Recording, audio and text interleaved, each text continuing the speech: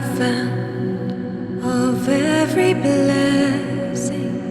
Tune my heart to 매일 성경 묵상을 돕는 해설 가이드입니다. 안녕하세요, 묵상코치입니다. 함께 읽고 나눌 말씀은 마태복음 27장 27절에서 44절까지 말씀입니다. 예수님은 간정에서 군병들에게 잔혹한 채찍과 조롱을 당하신 후 십자가 위에 못 박혀 매달리십니다. 십자가 위에서도 유대인들과 종교 지도자들, 함께 십자가에 달린 강도들에게 모욕과 조롱을 당하셨지만 묵묵히 참고 견디셨습니다. 27절에서 31절 읽겠습니다. 이에 총독의 군병들이 예수를 데리고 간정 안으로 들어가서 온 군대를 그에게로 모으고 그의 옷을 벗기고 흉포를 입히고 가시관에 엮어 그 머리에 씌우고 갈대를 그 오른손에 들리고 그 앞에서 무릎을 꿇고 희롱하여 이르되 유대인의 왕이여 평안할지어다 하매 그에게 침뱉고 갈대를 빼앗아 그의 머리를 치더라. 희롱을 다한 후에 흉포를 벗기고 도로 그의 옷을 입혀 십자가에 못 박으려고 끌고 나가니라. 총독의 군인들이 예수님을 간저로 데려갔고 온 부대가 예수님 주변에 집결했습니다. 로마인들은 할 수 있는 한 공개적으로 형벌을 가하는 것을 선호했습니다. 군인들은 예수님의 옷을 벗기고 자기들의 자주색 옷을 입혔습니다. 왕을 상징하는 표시는 옷, 왕관, 홀입니다. 자주색 옷이 왕을 상징하는 것이었지만 로마 군인들은 자신들이 입고 있던 주홍색 망토를 입힙니다. 군인들은 황금빛이 나는 왕관 대신 가시덤불을 잘라 머리에 씌웁니다. 왕이 잡는 홀을 오른손에 둡니다. 군인들은 예수님 앞에 무릎을 꿇고 만세 유대인들의 왕이여 라고 조롱합니다. 전쟁에서 승리한 황제는 자주색 옷을 입고 홀을 들고 앉은 채 만세의 왕이여 라는 백성의 한호를 받았습니다. 조롱하다 라는 말은 31절과 41절에서 반복됩니다. 조롱과 수치는 예수님께서 세 번째 순환 예고에서 이미 예상하신 것입니다. 군인들은 예수님께 침을 뱉었고 홀을 빼앗아 가시를 쓴 그의 머리를 때립니다. 유대법정에서와 마찬가지로 하나님의 아들이신 예수님은 이방인들의 손에 조롱당하십니다. 군인들은 예수님을 조롱하고 나서 그들이 입힌 옷을 벗기고 예수님의 옷을 입힙니다. 그리고 십자가 처형 장소로 끌고 갑니다. 당시에 십자가 양을 선고받은 사람은 사람들이 가장 많이 다리는 곳을 통과해서 처형 장소로 향했는데 이는 대중을 공포감으로 몰아넣음으로써 그런 범죄를 행하지 않도록 경고하는 시범 효과를 내기 위함이었습니다. 본문은 유대인의 왕이 이방 군인들에게 조롱당하고 매를 맞는 모습에 초점을 맞춥니다. 성육신하신 유대인의 왕으로 오신 이는 경배를 받는 것이 아니라 수치를 당하십니다. 유대인들과 로마 군대에 의해 버림받으신 예수님은 성경에 기록된 메시아의 길을 가십니다. 자신의 구원을 위해 힘을 쓰지 않으십니다. 예수님은 수치를 감내하며 한 걸음씩 십자가의 길을 가십니다. 이 예수님은 이사야 53장에 묘사된 고난의 종입니다. 32절에서 38절 읽겠습니다. 나가다가 시몬이란 구레네 사람을 만나매 그에게 예수의 십자가를 억지로 쥐어 가게 하였더라. 골고다 즉 해골의 곳이라는 곳에 이르러 슬개탄 포도주를 예수께 주어 마시게 하려 하였더니 예수께서 맛보시고 마시고자 하지 아니하시더라. 그들이 예수를 십자가에 못 박은 후에 그 옷을 제비 뽑아 나누고 거기 앉아 지키더라. 그 머리 위에 이는 유대인의 왕 예수라 쓴 제패를 붙였더라. 이때 예수와 함께 강도들이 십자가에 못 박히니 하나는 우편에 하나는 좌편에 있더라. 그들이 나갔을 때라는 것은 예루살렘 도성을 나간 장면을 뜻합니다.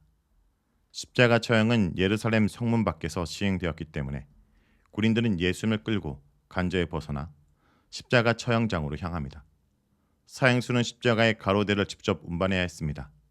수직 부분은 이미 처형장에 세워져 있었습니다.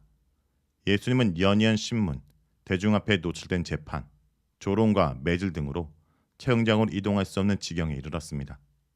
군병들은 예수님을 그대로 두면 가는 도중에 사망할 수 있다 판단했을 것입니다. 그래서 예수님의 십자가를 구레네 출신 시몬에게 강제로 지고 가도록 시켰습니다. 예수님은 골고다에 이르렀습니다. 당시의 군인들은 십자가에 달린 제수에게 먹을 것을 주도록 허락했습니다. 슬개탄 포도주는 간, 슬개, 쓴쑥과 같이 쓴맛을 내는 물질을 가리킬 때 사용되는 용어입니다. 몰약의 맛과 슬개 맛은 같은 것으로 마태복음은 군인들이 쓴맛을 내는 풀을 포도주에 넣은 것으로 설명합니다. 군인들이 마취 효과를 위해 쓸개를 탄 포도주를 준 것이 아닙니다. 시편 69편 21절에서 22절에 시편 기자는 원수들이 자신을 모욕하려고 쓸개를 음식물로 주는 것으로 고통을 겪습니다. 마태복음은 쓴 물질을 시편 69편의 쓸개로 명령해서 예수님의 시편에 나온 고통당하는 의인으로 묘사합니다. 예수님은 아버지께서 주신 쓴 잔을 선택하시고 인간이 준 쓴 약을 마시지 않으셨습니다. 이제 군인들은 예수님을 십자가에 못 박아 매달았습니다.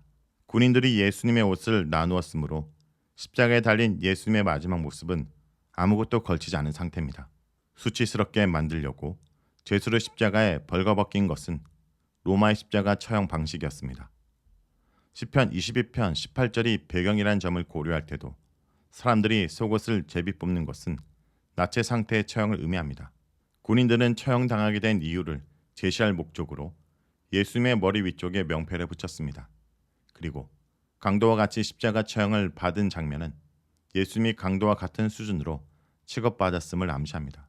세상을 구원하러 오신 메시아인 왕은 예루살렘 밖에서 벌거벗겨진 채 수치와 모욕 가운데 처형당했습니다.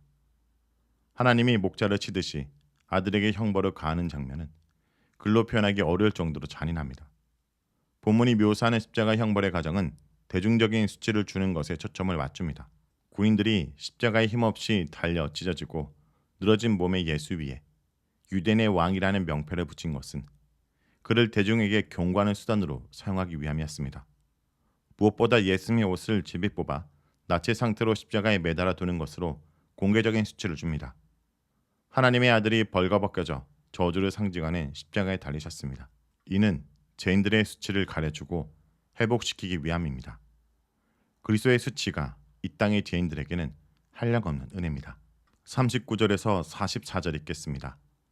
지나가는 자들은 자기 머리를 흔들며 예수를 모욕하여 이르되 성전을 헐고 사흘에 짓는 자여 내가 만일 하나님의 아들이어든 자기를 구원하고 십자가에서 내려오라 하매 그와 같이 대제사장들도 서기관들과 장로들과 함께 희롱하여 이르되 그가 남은 구원하였으되 자기는 구원할 수 없도다.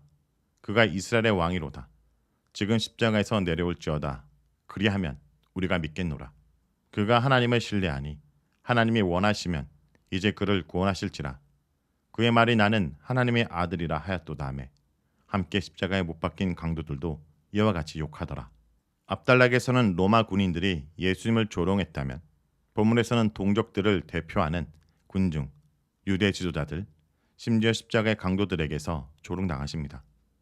지나가는 사람들은 예수님을 모욕하면서 십자가에서 내려오라고 비웃습니다. 대제사장과 서기관들과 장로들은 하나님의 아들이라면 십자가에서 내려오라고 놀립니다. 하나님을 신뢰하는 하나님의 아들이라면 하나님이 구원하실 것이라고 조롱합니다. 특히 백성들은 예수님께서 구원하는 역할을 할 줄 기대하고 호산나를 외쳤으나 구원이 일어나지 않는 것을 보고 자신마저 구원할 수 없는 예수님을 조롱합니다. 본문은 예수님에 대해 다음과 같은 사실을 강조합니다. 첫째, 예수님은 남을 구원하지만 자신을 구원하지 않으셨습니다. 유대인들이 놀리면서 예수님에게 던진 말의 내용 자체는 옳습니다. 예수님은 자신을 구원하지 않고 백성을 구원하기 위해 성육신하셨습니다. 고난의 종으로서 아픈 자들을 치유하셨습니다. 많은 사람을 구원하기 위해 자신을 대속물로 지불하러 오셨습니다. 주의 만찬을 통해서도 많은 사람을 위해 피와 살을 주신 것이라고 선언하셨습니다. 둘째, 예수님은 버림받고 조롱당해 죽는 순간에도 아버지의 뜻과 사랑을 신뢰하십니다. 우리는 새 부류가 조롱하면서 예수님의 신뢰하심을 자극하고 있음을 알 수 있습니다. 사람들은 온 세상으로부터 조롱당하는데도 어떤 도움도 얻지 못한 채 십자가에 달리신 예수님을 보면서 그에게는 하나님이 함께 계시지 않는다고 확신했을 것입니다. 특히 신뢰심을 자극하는 소리는 사탄의 강야시험을 떠올립니다. 사탄은 강야시험 기사에서 예수께서 내가 만일 하나님의 아들이었든 돌을 떡으로 만들고 성전 꼭대기에서 뛰어내리라고 했습니다. 하나님의 부재 상징처럼 보이는 십자가의 수치에서도 아들은 끝까지 아버지를 신뢰합니다. 아들에게 아버지의 함께하심에 대한 절대적 신뢰가 있었기에 죽기까지 순종해서 하나님의 계획, 곧 구원사의 목표를 성취할 수 있었습니다. 십자가의 고난은 하나님의 부재가 아니라 역사에 강력히 개입하시는 것을 보여주는 증거입니다. 주님의 뜻대로 살기 위해 애쓰는 인생에 닥치는 시련이나 당혹스러운 일들마저도 하나님의 임재와 간섭을 의미합니다. 성자의 특징이 성부에 대한 신뢰였듯이 신자의 특징도 하나님 아버지에 대한 신뢰여야 합니다. 사탄은 언제나 택하신 자들의 신뢰심을 건드립니다. 십자가에 달린 예수님의 모습은 우리가 어느 순간까지 신뢰해야 하는지 보여주는 살아있는 교훈인 것입니다. 자, 여기까지가 마태복음 27장 27절에서 44절까지 말씀입니다. 오늘 말씀을 통해 우리는 무엇을 묵상하고 적용해야 할까요? 예수님은 우리를 구원하시기 위해 자신을 구원하지 않으셨습니다. 지나가는 백성들과 예수님의 좌우에 매달린 두 강도, 그리고 종교 지도자들은 머리를 흔들며 예수님을 모욕하면서 만약 하나님의 아들이라면 자기를 구원하고 십자가에서 내려오려고 비아냥거립니다. 사탄은 마지막 순간까지 처음과 동일한 방식으로 십자가를 지지 않도록 예수님을 유혹하는 것입니다. 그러나 예수님은 그 유혹을 거부하시고 십자가의 죽으심으로 우리를 구원하시려는 하나님의 계획을 이루셨습니다. 그리스도의 십자가는 순종의 죽음이 끝이 아니라 영광의 관문임을 보여줍니다. 주님은 오늘도 우리가 누릴 참된 영광은 세상의 성공과 한호에 있지 않고 십자가 뒤에 있으며 주님이 걸어가신 그 십자가의 길이 제자인 우리가 오늘도 걸어가야 할 길인 것입니다. Tune my heart to sing thy grace. Streams of mercy never cease.